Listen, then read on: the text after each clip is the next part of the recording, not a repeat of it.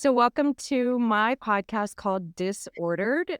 This is my second episode, and today I'm having on Adrienne Loker, who is a licensed clinical social worker in Richmond, Virginia, and somebody that I've known for a while and absolutely respect. Adrienne is very well trained. She has her own company, and she's going to tell you guys about this in the very end.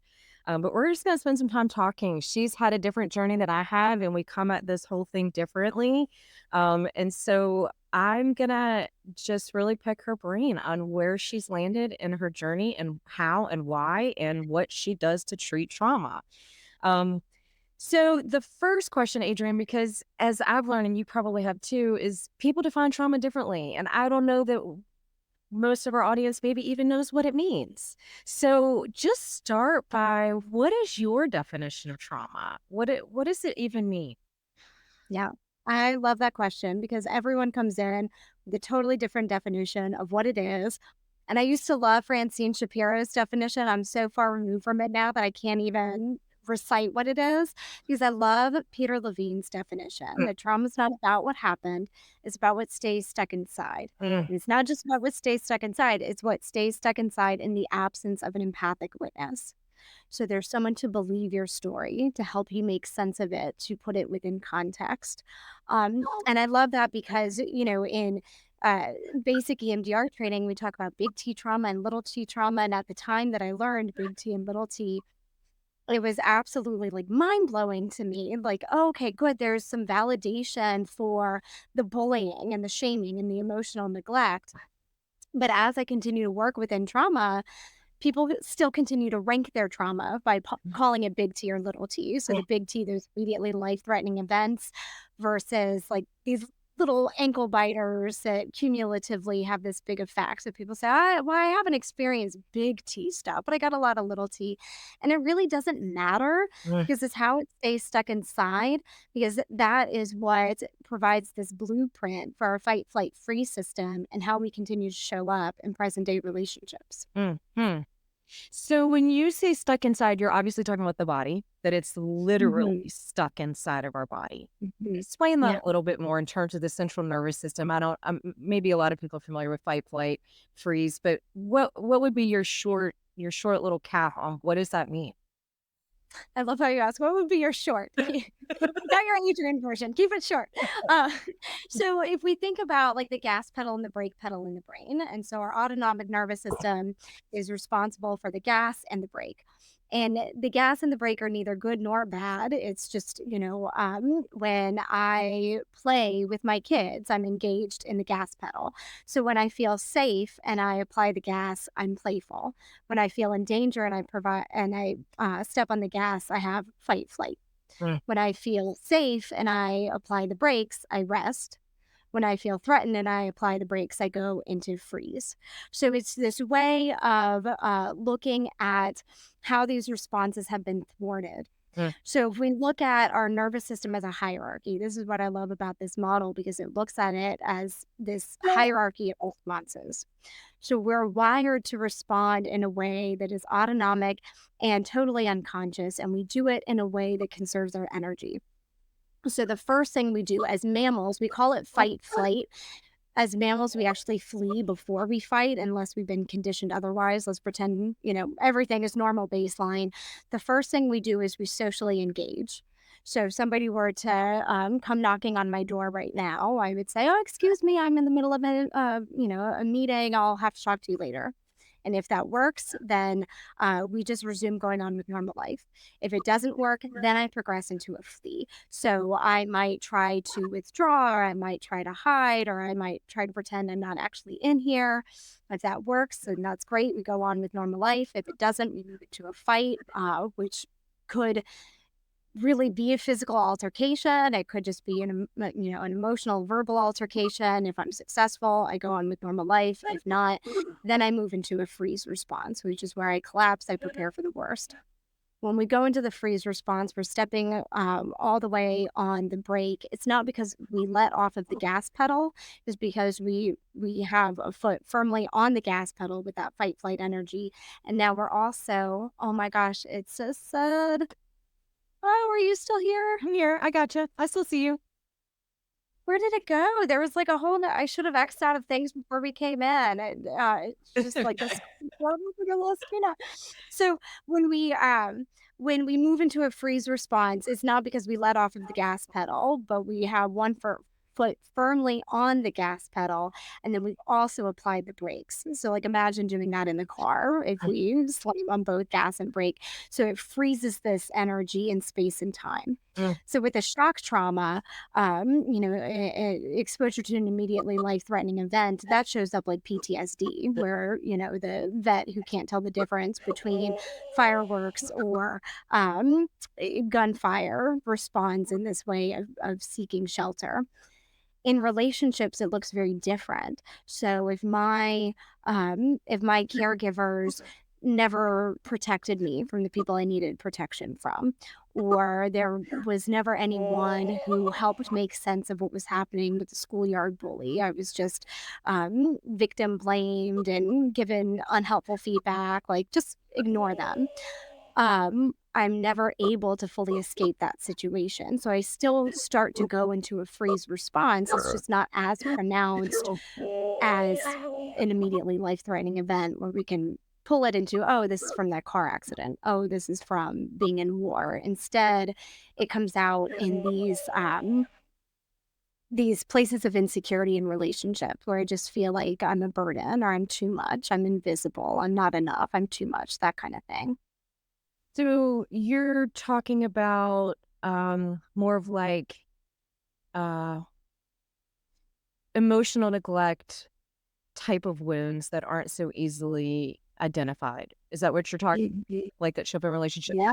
So let's go back for a second to the body. So Yeah. when you're treating trauma and you're saying, okay, it's stuck inside, how do you get it out?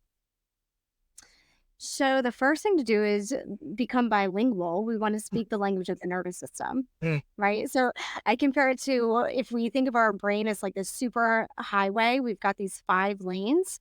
We've got 4 lanes that travel from the survival part of the brain up to the good thinking part of the brain, and only 1 lane that travels from the good thinking to the survival part. So think about when you need to use the restroom. Like, what are all the indications that I had before I was like, "Oh, I'm really gonna have to take a break here and go use the restroom." There's that slow building of the pressure, and if I hold it for too long, there can be implications in my kidneys. So it's all about how I listen in before I take action to meet the needs of my body. So that's, a simple physiological example. And we do the same thing with emotions too. So, when I'm around somebody who I feel unsafe with, what is my body really letting me know I need to do, or is letting me know that I'm unsafe? How is my body communicating that sense of emotional safety in time and space? So before we started recording, we were talking about consultation. So there's a person I was meeting with, and they were sharing this thing that was happening with their client that's really attachment based. And so we're looking at what is really transpiring between client and clinician, and then how that is then being echoed between clinician and me. And so that sense of I'm being a burden in the conversation. I have not created an agenda that is helpful within this conversation. So there's a stopping to just, well, how do you know that? What's really going on? If you just drop into your body for a moment as you say these words that you're not allowed to make a mistake or you have to get it just right or whatever the language is, what do you notice happening inside your body? Well, there's a lot of constriction in my throat and around my chest. So could we just hang out there for a moment and just notice that? So that's part of the learning how to speak the language. And then once we have the language, then we can do something with it. Mm. And we don't actually need to really do anything with it. Clinicians get caught up in like okay, I got them in their body, and now what do I do with it? You actually don't need to do anything because our nervous systems are self-healing. Yeah. We're just like the Sherpa with them as they notice what's happening. We're not going to stay stuck here. There's other things that are happening too. Yeah. And so as we stay with the body and we track it, it just naturally releases on its own. And this is a gross oversimplification of the process. You said short. I'm trying to honor short. As I'm like 15 minutes in talking about the same thing. And so it's just noticing what wants to happen. If your chest could be the boss, what would happen next? Yeah. I love how you say that though, Adrienne. And I know that it sounds simple, but I think people that have been through trauma, whether it's attachment trauma, whether it's adult trauma, whatever, sometimes have a hard time really tuning in with the body because the tendency is want to disconnect, to not feel it, to not notice it, to not acknowledge it. So what you're saying is, okay, the body wants to heal. So when we bring up this memory, we bring up this incident or this issue, we can allow it the space to recognize where it's feeling it, Hmm. let it Yeah, pass through my body. I don't have to do anything spectacular to let it release from my body, right? right. So if when the central nervous system holds in that energy, that PTSD type of energy, what happens in the body? What happens? Right. So there's like two different timelines. There's present day timeline and then trauma timeline. So all of a sudden they're transported back to something that's not happening anymore. Mhm. That's why I love the definition that trauma's not about what happened, it's about what's happening now. Because in this moment, I'm not able to discern safe from unsafe. Right. So just even a simple, let your eyes be the boss and let them roam where they want to roam and just slow it down. Pretend you've never seen anything before. What do your eyes take in? And there's this natural resetting, what we would call going into the ventral vagus. So, as we apply the brake to the gas pedal and letting them really settle into present day timeline. Oh, I'm here in 2024. Yeah. It's not happening anymore. Okay. And you can see there's like a relaxing and a softening, and the breath will deepen a little bit more. And just even like the micro tissues around the face will relax as well. And so we can bring attention to that. So with trauma, everything gets narrowed. All of our senses get narrowed to orient to the threat. And that's part of the staying stuck there is I'm in this narrow response Right. versus, if we expand a little bit, what else is part of our experience? It's not getting rid of it. Like the painful thing happened. It is painful. And I can be with that while also recognizing what's happening here in present day. Yeah. I don't have to neglect it. I don't have to cut it out. I can be with both. Yeah. And I can tolerate it, right? Like people learn I can actually feel this and I can come out of it and it's not going to take me over. So speak a little bit to how people might prepare for trauma therapy. Like what makes somebody ready to do work on their trauma? Right, right. Well, it's a bit of a political question because I think all therapy should be trauma therapy. I really believe that's what we come in with when we're complaining of depression or anxiety. I think it all can be viewed from this nervous system lens. And so I don't think, I get a lot of referrals for people to do augment therapy. So they keep the primary therapist and they do the trauma therapy with me. And I'm like, well, it's all trauma therapy. Your primary therapist is serving the attachment relationship.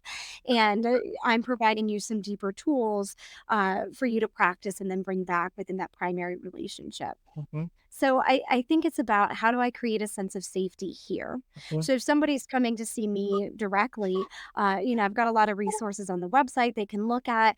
If they just come in without any stabilization work, then that's kind of where we start is how do we stabilize? If there is still an unsafe environment at home, we're probably not going to go into anything too deep because we're focusing on resourcing and how do we create a stable environment at home if they do have a safe environment to go home to and they really are naming that they're ready to tap into the deeper stuff. It all really starts the same because people think that trauma therapy is going back into the narrative, which is really not, because again, it's about what's happening now, not about what happened then. So it's let's just start here. We always start in the resource. How is it to be here in this space with me? We're going to develop little bit of a rapport because you don't know if you can trust me. You just met me.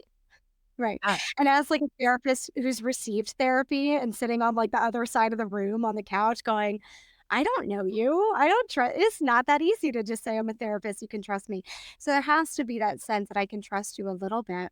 And let's just start with listening to what the body has to say. mhm. So I usually start in with a resource that might sound something like, why don't you let yourself arrive in the space?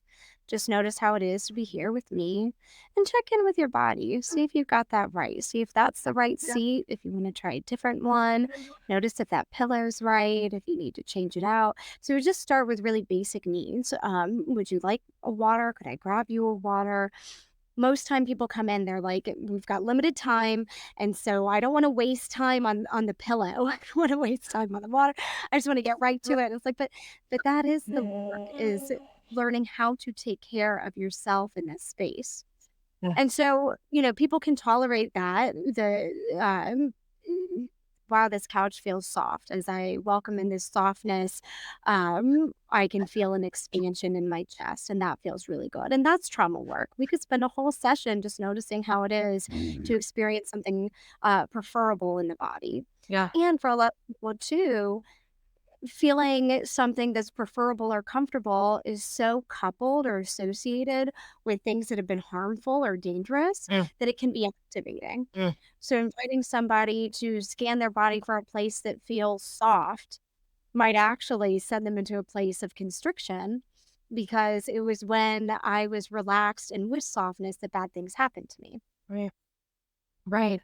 So you're mentioning safety, which safety and stabilization is, phase one for trauma work, right? And so some people, as you know, want to come in and they want to quickly do EMDR or whatever modality they may be seeing us for, um, and wanting to skip that step, right? And so, how do we know when we're safe enough? Safety? Some people say, "I never feel safe. I'm never going to feel safe." Does that mean I can't do trauma work? Right, right. So I love the clinical map of Dan Siegel's window of tolerance. And I look at it as let's just widen this a little bit. We might not ever go into the trauma narrative, but, and maybe safe isn't the right word. Sometimes the word safe can be really overwhelming to people. So we just kind of go with good enough. Mm. One of the questions I really like is as think back over the past couple of days, I want you to think of a time where you felt most like yourself. So safety isn't really like the absence of danger, but rather it's the presence of choice, connection, and context. Mm. So we can connect in with choice, connection, and context even if we're not using the word safety. Think of a time you felt safe. I never feel safe. Okay, well, think of a time the past couple days where you felt most like yourself, or you felt connected to you in a way you like feeling connected to you. Or even just the simple, is that the right pillow? Would you like to try this one instead? That's a choice point that they get to make. Mhm. And how do you know that that's the right pillow? Because it provides the support to my lower back. So can we hang out with that for a moment and just notice how that is to have met that need of your lower back? Yeah. And as you pay attention to that, what else needs your attention? Mm. So to me, all of that is trauma work. Which, yeah. We might not ever go into, yeah, here are the things that happened to me and I need you to listen to it. Yeah. And that's fine because it's about what's happening right now. I can show up for myself. I can meet my needs. I can attune to what is happening internally. And in that there's a sense of safety. Yeah. Yeah. And a lot of what you're talking about really is mindfulness, right? Like Mhm. bringing to awareness what's happening in the present day, what I'm feeling, and the person that's with me attuning to me, Yeah. which is such a big part of the healing. I love that you're focusing on that and saying, the modalities in and of themselves really mean very little if you don't have the relationship with your therapist and your therapist isn't attuning to you, being present with you in the room. And you are somebody that's trained in a lot of modalities. Um, I joke with you that you've been to every training possible. I think you truly have. You've been brain spotting, EMDR, somatic, psychodrama. You have a very full toolbox. And so for Mhm. people who may get stuck in a modality or I must have this or I must have that, what would you say as somebody who's trained in all of these different interventions? What do you find yourself gravitating more toward? Does it depend on the client? Where are you with that? Yeah. Oh my gosh, that's a really good question because all these modalities are beautiful and great and they get so much right. And then they also get some things wrong too. And, so my go-to is somatic experiencing. My first training in bottom-up therapy was EMDR and then just kind of moving from that. And as I look at, I do regular consultation with an SC practitioner and I do regular consultation with an EMDR practitioner. And I feel like it's mommy and daddy got a divorce and they don't communicate with each other. So I go to, my SC parent and I tell them what's going on and what I'm trying. And they're like, you're going way too fast. You've got to slow it down. And then I go to EMDR and I tell them everything that I'm doing here. And they go, whoa, whoa, whoa. You're going way too slow. You've got to speed it up. So they like all these modalities have these places where they overlap really well and then where they totally conflict. So it's been this space of me really having to learn uh what my own personal style is and how it makes sense for me to integrate. And then to your point, it's also really up to the client's nervous system too. I've got folks who will come in, they start with parts language, they want to do parts based work, but it just doesn't land for them, and it makes more sense to go more of a somatic approach or, a lot of people, like you said, come in for EMDR because it's the quick surgery, like, "Let's quickly amputate and move on with our lives." I'm like, "Oh, actually, that's moving just a little bit too fast because amputation and, trauma therapy is dissociation. So let's slow it down and take some antibiotics and just, really build that capacity within the system." And it also depends, are we doing individual work, family work, group work? I like to use more action-based methods when we're doing group and family work. Psychodrama was created by Jacob Moreno, who suggested that group work is more impactful than individual work because it's within the group setting that we can play the various roles within our role repertoire. Whereas in one-to-one, there's a bit more control that we have with our therapist because we're only seen within this one particular role that we're willing to be seen in. Yeah. So it really all kind of depends. Okay. How long do you think, on average, somebody is in therapy to treat, um, let's just say complex childhood trauma, trauma that's been consistent and chronic over time? Are they in therapy maybe a year, less? What would they expect? Yeah, so it also depends on the modality with that. So a shock trauma is like the easiest thing to treat, right? You and I had talked about this in a consultation one time. You said there was like that one person who came in for the shock trauma, he cleaned it up and then it was good. Like that's the easiest one. If we're using bottom up modalities, if we're using top down, which is primarily cognitive behavioral, we're going to we're going to increase the time that we're in treatment for. Yeah. And then, I do intensive. So the minimum amount of time that I'll see somebody is 90 minutes. So that really allows us to dive in and then also suture up before they leave. So something like a shock. I'm going to answer a question you didn't ask. So I'm going to answer the question that you did ask. So something that's like a singular event trauma is really easy. In a matter of sessions, we can get them to what they want as far as their treatment goals are concerned. But complex trauma, I mean, even with bottom up modalities and in the intensive format, can still be a year or 2 years, because it's so deeply embedded. And what I find with a lot of these folks too, because it's so relational, I have somebody now who has been seeing me weekly who could easily move down to lesser sessions, but it comes back to the relationship and this fear of losing this relationship. And so, as long as we're making that explicit and we're making clear it's not actually about me and, like me saving the day, it's really about their choice of how they want to use this particular time. It's so varied. It could be anywhere, I've got people who've been doing CBT for like 10 years who come in, and in a matter of 2 years, they've met the majority of their treatment goals, and they're feeling like they can move on with life. Of course, I'm a perfectionist, so I want everyone to, like, clear up, like, every possible thing they could clear up, and some folks are like, I'm good. I'm ready to show up to life in a way that feels congruent to how I wanna show up. Yeah. I don't wanna be doing this every week, and that's fine too." Yeah. You talk about the bottom up and the top down, and so much of trauma work is moving towards the bottom up approach, right? So, bottom up meaning lower parts of the brain, we're treating more of the limbic system and we're treating, the non cognitive, I guess, if you will. And then there is the cognitive, because that's important too. Cognitive restructuring is important. So, Right. again, it's like pulling from all of these different modalities for people, and it doesn't mean one is necessarily superior to the other. It's very dependent on what this person is presenting with. But as you say, a top-down approach for somebody who is experiencing trauma, and as you've well defined for us, that's really talking about where something is sitting in the central nervous system is how we're defining that. Um, but also being able to make meaning of it because humans need sometimes to make meaning of it with their thinking brain. But is that necessarily is that necessary in order to heal? I think it depends on the person. I mean, you're right on, and if you can't tell, I'm a verb processor too. So I have a lot of empathy for folks who need to make meaning of their experience. I think we all need to a degree, and we all do it in different ways. We have an art therapist who works with us, and so there's a lot of meaning making within the art process.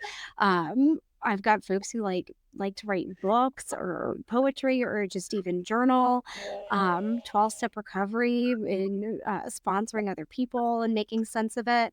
So it comes back to like our sense of life purpose. Like, how do I reconcile this big thing that has happened? And how do I find meaning in these experiences? So it's a whole brain approach. I don't think you should ever neglect like the top part of the brain because it does still exist, and being mindful that we're not neglecting the lower part either, and that it really depends on the nervous system. One of the things we talk about in somatic experiencing is SIDAM. If you imagine a star, so sensation, image, behavior, affect, meaning making. And these are all the ways into the nervous system. So ideally, we'll strengthen sensation. But sometimes I get folks who are like really into the mindfulness community or the yoga community, and they're overly connected to sensation to the point where it actually doesn't help move the process along. So we might move into a bit more feeling state, or sometimes people come in too much in the behavior and we want to strengthen another piece of CYBAM for them. So it's this balancing act, looking at what's dominant, what's not quite as strong, and what needs attention. And again, expanding their experience, that it's not just this, I live in this chronic depression, but let's expand it out a little bit. What else is happening within that experience? 'Cause, depression's a feeling. If feelings words didn't exist, how would you describe this experience? So I'm rambling a little bit now, but to your point, yeah, I Well, we don't. yeah. You started by saying, all therapy really is trauma therapy. Mhm. Even people who present with anxiety and depression, and since COVID, the rates of anxiety and depression have just skyrocketed everywhere, as well as addiction.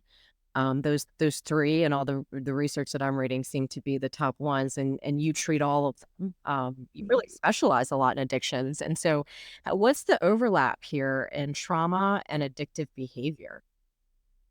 So we look at the way that we try to regulate our nervous system.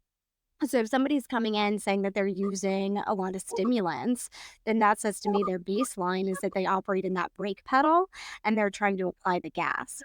Or if they come in and they use a lot of depressants like alcohol or binging food, things like that. I mean, eating disorders are another way that we regulate our nervous system unconsciously, right?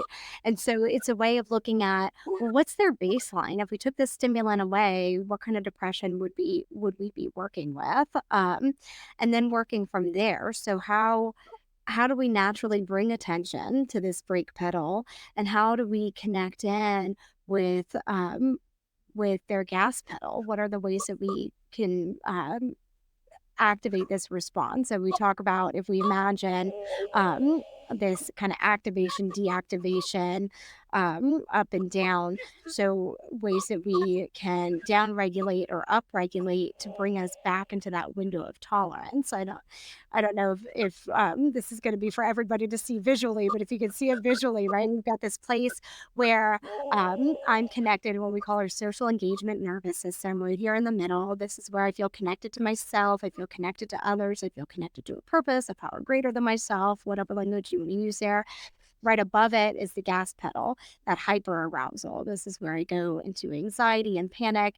And then below it is that hypo arousal, that freeze energy, where you go into depression or lethargy or, boredom. And We want to bring the nervous system into this place of social engagement. So if we're down here in this hypoarousal, how do we invite play and provide some upregulation? Or if we're up here in this hyperarousal, we're too anxious, we're talking mile a minute, we can't. So how do we settle down and down regulate? Take some breaths and bring us into our social engagement nervous system. Yeah.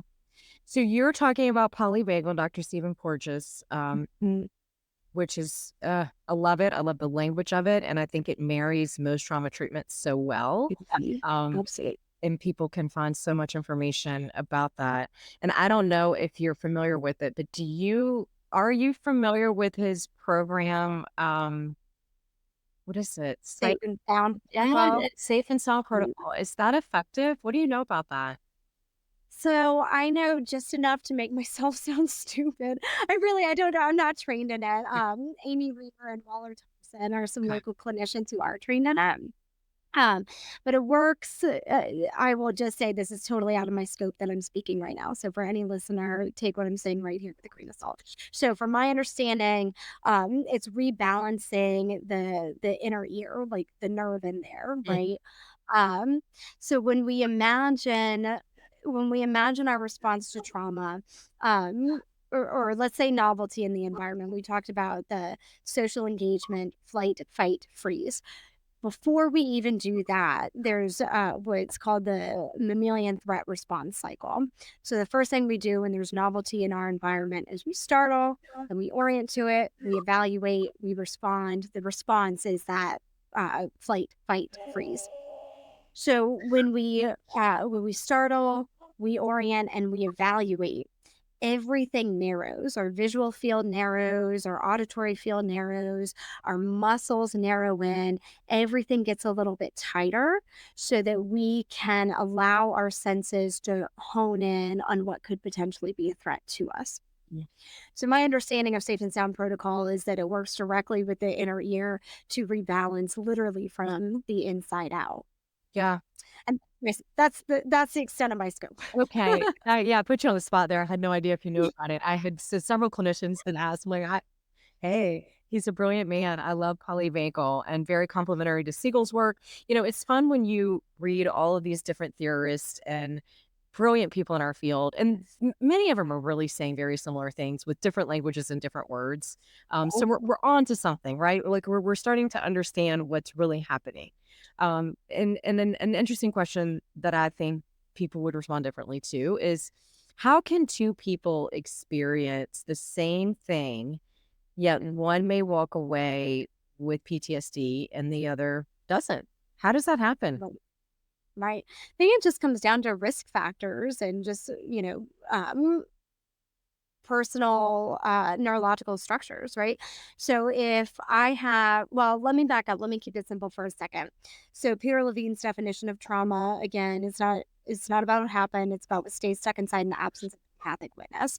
So I have something really big happen to me. I use the example of a car accident. Let's say I get an fender bender on my way to work and I come into the office and I'm all rattled. And somebody says to me, "What's wrong?" And I say, "Oh, I just got in a car accident." And they say, "You look fine. Your car's fine. You got to get it together because you got a client coming in."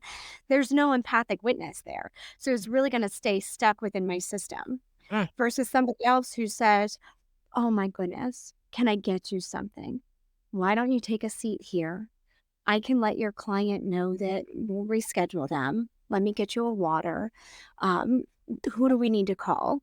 Do you need some help calling your insurance company? Do you need a breath?" So, someone to believe me and see me in my experience is going to drastically reduce my chances of developing a trauma related disorder. So, mm. trauma and traumatization are two totally different things, which is what you're asking. How can we all experience trauma and who decides who gets to be traumatized from Right. it? Right. Yeah. So it's the belief.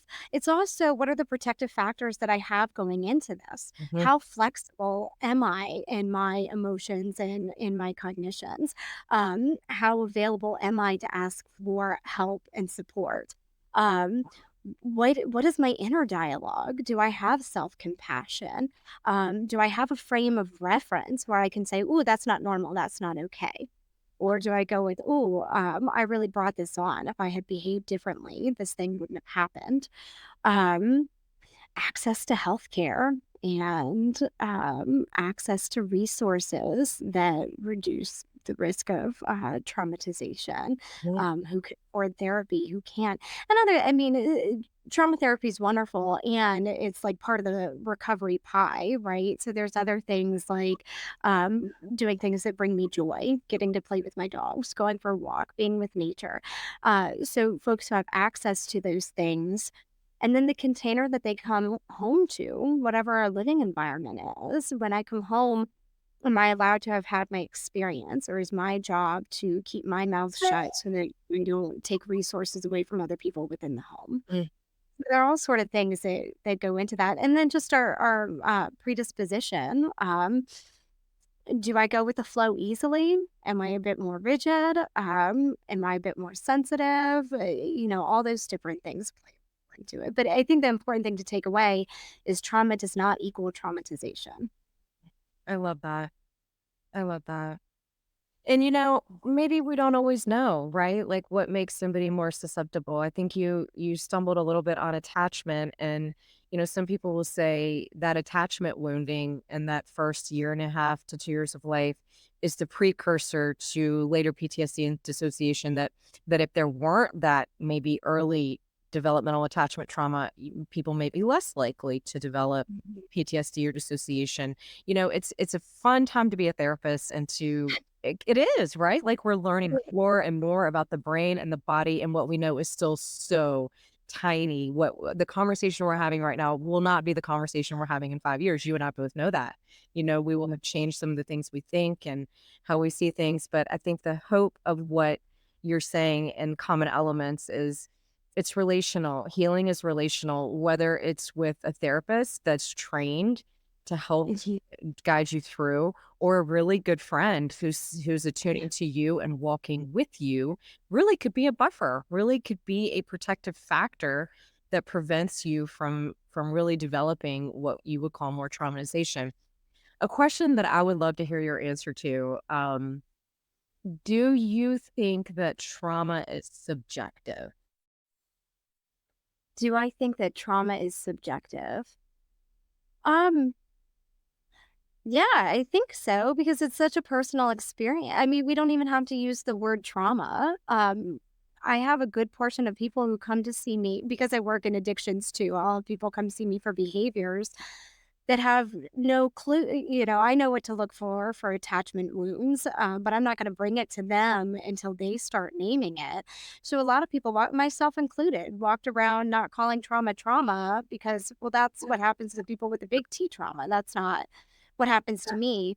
And so the word, I think sometimes is helpful and sometimes just doesn't even matter. The bottom line is what's happening now? Yeah. Is this the way you want to show up in life? And if not, okay, what do we do about that? Yeah. Well, and that's the question. What do we do about that? Clients will ask me, that same question. And it's like, patterns that have been present for years in relationships, they don't change overnight. And therapists don't have the one little answer that's going to shift the narrative. To me, it's a process of being mindful, recognizing it, and choosing a different way. And I think that's part of our therapy, right? Is you have to choose to change. You have to choose to look at things differently and really explore. It's not something your therapist can do for you. Do you agree with that? I agree that it's not something your therapist can do for you. Some points there are conscious change, but when we're really working with the somatic approaches, there are things that I've witnessed for myself personally as a client and for my clients that things kind of intuitively can shift too. Mhm. Um, I remember um, a couple years ago setting a boundary with a family member that historically would have been just so difficult for me to do. There would be the mental gymnastics of, oh, I don't want to upset them. I don't. And I just, without even thinking, in a very kind way, hold on one second. We're not there yet. And right afterwards, I was like, oh my God, that was a boundary. And I wasn't mean. And I'm not angry. I'm not like dysregulated by it. It needed to be done. And I said it and we're moving on. And so I do think there are those things that kind of intuitively start to happen, but there's also a motivation. I wanted those relationships to look different too, right? Um, so there is a tough piece, and this is a thing that we go back and forth with when we talk about the body's natural inclination or the nervous system's natural inclination toward healing. And there are folks who might say, right, but if the person isn't willing, it's kind of like that old mentality in 12-step programs. Like you have to be willing. And once you're willing, you can do anything. It's like, well, yes and no with that. There's a lot of great work that can be done with court ordered clients who didn't even choose to be here. Um, we can also do work with the families. I do lots of work with the families who will start to rest on that laurel of, well, if they don't want to be sober, they're not going to be sober. Well, wait. If you stop giving them money when they're not contributing any chores or anything, like we can make their life a little more uncomfortable, and we can make, you can bring a horse of water, you can't make it drink, but you can make it thirsty.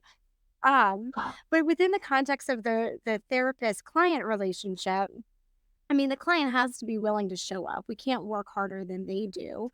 Um, so I think your question was a little layered. My answer is a little layered to it, at least. That yeah, there has to be a willingness. I'm showing up, and occasionally I'll get that where somebody will come in and just expect me to do all the work. Uh, and again, I view that from this attachment lens of what was this relationship like? Who is this helpless infant in front of me, and do they want to stay there? I know the next time I'm about to say it will probably move us into a different episode, but this is where I also like to bring in parts work too.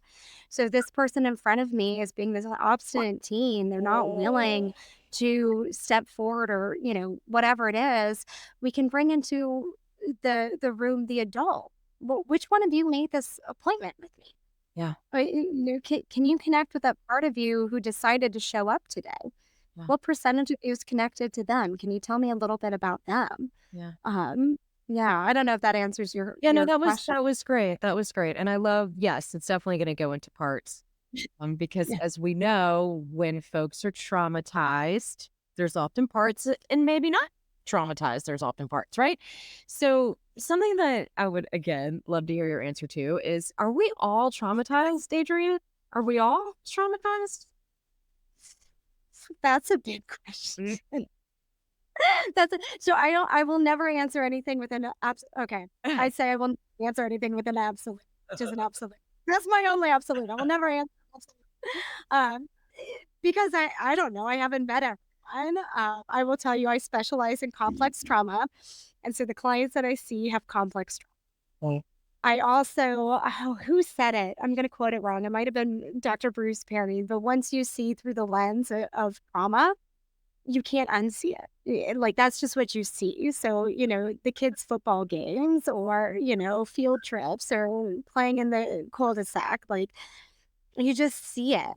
Um, Again, trauma doesn't mean traumatization, but, you just see the behaviors. And I think it exists on the spectrum, right? To this degree of like who gets traumatized, who doesn't. How does it show up in life? I will fully own I am a very fast-brained person. I recognize I carry ADHD diagnosis from a trauma lens that we would say, okay, well, that's heightened sympathetic nervous system arousal. So the gas pedal fully engaged with that. Um, and I'm kind of good with that. Like I've learned enough coping skills so that it doesn't impair functioning. I don't wanna be on medicine for it.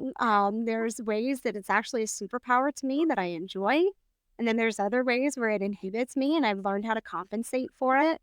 Um, if I didn't know what I didn't know about trauma, though, I wouldn't be saying that it's from traumatization. I would say, "Well, I have ADD and I need Adderall, but I just don't take it."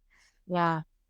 Does that for avoiding answering your question. No, I have so many more things we could talk about, Adrienne, and again, hopefully we will, because I think we need to. There's so much of this going on.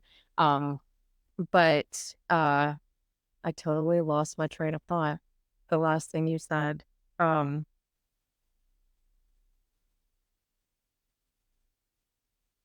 Oh, Trauma.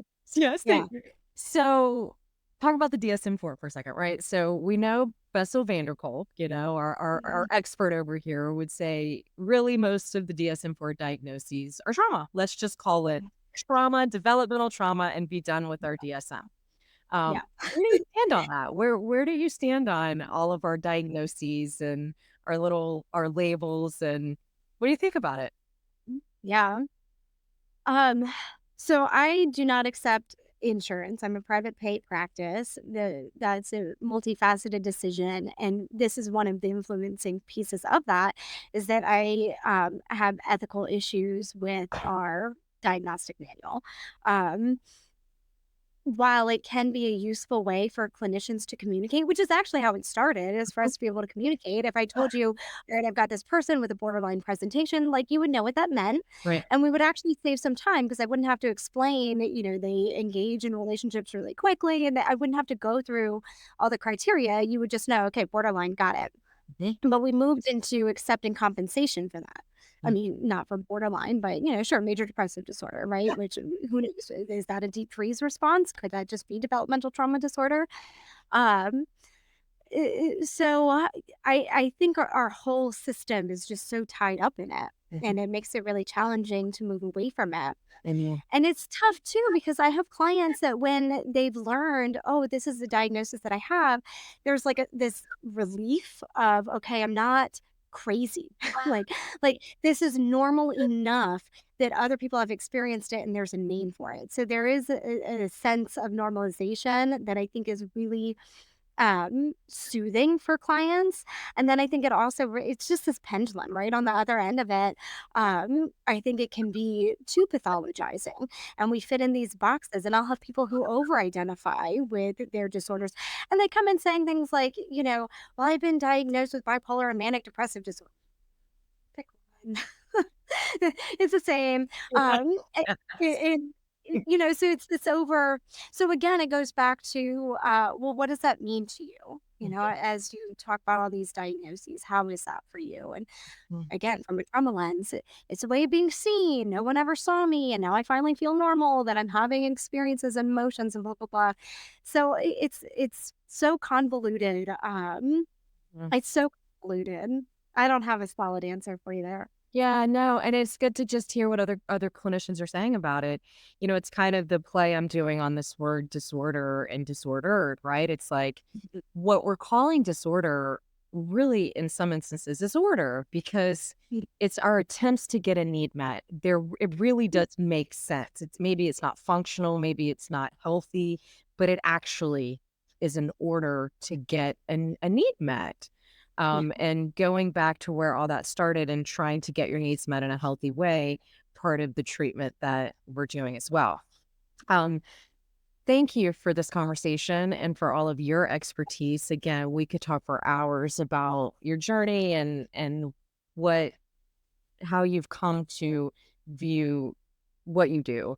But what would you want somebody listening that has experienced trauma is thinking about getting into therapy and is not sure who to look for or how to find them or what do they look for?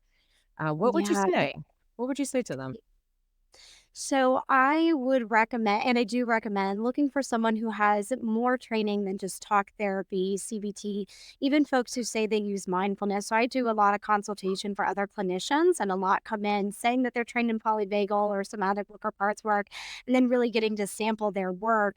I recognize there's a lot of deficiencies. So I think that it is really important that they ask what bottom up trainings do you have? Right. I think CBT is kind of inherent to the process. So I'm pretty comfortable with most referrals that they're going to get some level of CBT. But then questioning, how do you approach my specific issue? I've been struggling with depression since I was 8. How do you approach this in your clinical framework? And then, to your point of the relationships, the vibe. Mhm. If I don't vibe with you, it's not going to work. Mhm. And so they have to be able to feel that. There's going to be a process to build that relationship, but if right off the bat I'm getting weird feelings, then it's not gonna work, and that's okay. That's totally normal, and that's part of, again, learning to trust our gut, which is part of the, uh, healing from relational trauma is, I've got a good gut and I can learn to listen to it. But those would be the things, is really tell me more about how you approach my specific issue. Tell me about your bottom up training and where you received it from. Um, and do I get along with you? Mhm. Do do I I like like you? you. It sounds so basic, but it's so true. If you don't like your therapist, you probably need to get a different one. Uh, Yes. but no, these are great. These are great pieces of advice for folks. And so let's kind of segue into what you do because you make a mark here in Richmond. You're really helping people, and what you provide has its own unique flair. So, Adrienne is the owner of Seeking Depth Recovery. And so, tell us a little bit more about what your company does, what it looks like, and how people might find you. Sure. Yeah. So the name seeking depth to recovery is an action, right? Like we're always seeking some sort of depth to what our experience has been. Is so our goal is really to step outside of the traditional framework and the boxes that insurance has created for what therapy should look like, and instead really going with clinically driven and clinically proven techniques. So we're a group practice. I've got people who are trained in IFS and EMDR and somatic movement therapy and trauma sensitive, trauma centered yoga, all sorts of really cool, interesting things. I have an art therapist, and so we all kind of have our different ways of doing this bottom up work. When we do it in an intensive format, again, the lowest amount of time is 90 minutes. I will say the exception to that. Sometimes we do have clients who have a unique need that 60 minutes tends to be more appropriate. That's really not as common. Most folks find like the 90 minutes is perfect to really slowly wade into the work that we're going to do, tap into it. I call it like outpatient therapy, like the traditional 50-minute model. We're prepping the surgery site, we're making a cut, and then we're like, okay, so put a band aid on that, and I will see you See, I next see. week. See you next week. Don't bleed on the carpet on your way out. And Right. this, I like that we really do get to do some of the surgical procedure, and then we get to suture up with proper discharge instructions so that they can come back, leave in a regulated state and come back in a regulated state. We do 2 hour, 3 hour, even 6 hour intensives, depending on the work that we're doing, particularly family workshops or group workshops or full day. So we're using all sorts of unique approaches. If we're doing a family or group workshop, we're using psychodrama, which is just fun. Just bottom line, don't want it to connect with anything else. It is just, it's a fun experience to do. Um, so, connecting on our website, www.seekingdepthtorecovery.com. We've got a lot of resources up there, blogs, we've got videos that walk you through how to use different things.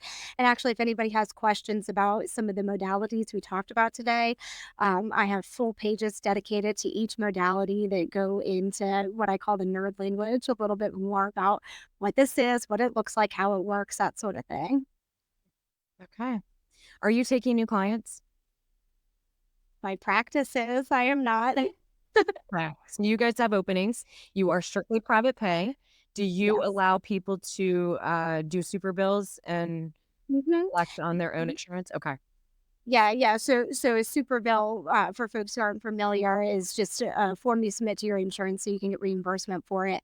And we do a tiered fee schedule. So we have everybody pay something different. It's a little complicated on my end for billing, but it's kind of the way that I work around my own social worker guilt for trying to want to have a quality service that's accessible to all walks of life. So we have people who pay a good amount, and then we have other people that we barely break even on, and it just Yeah. that feels like the yummy place to be. Okay. Okay. Thank you for your time, for your dedication to what we do. It means a lot. And it's nice to have you out here in our community. And you are also a consultant who can provide consultations for folks who are becoming EMDR certified and somatic experiencing, right? You're able to do that as well. So I do not provide, I'm not approved through SE International for anything that would count toward Okay. that credit. Got it.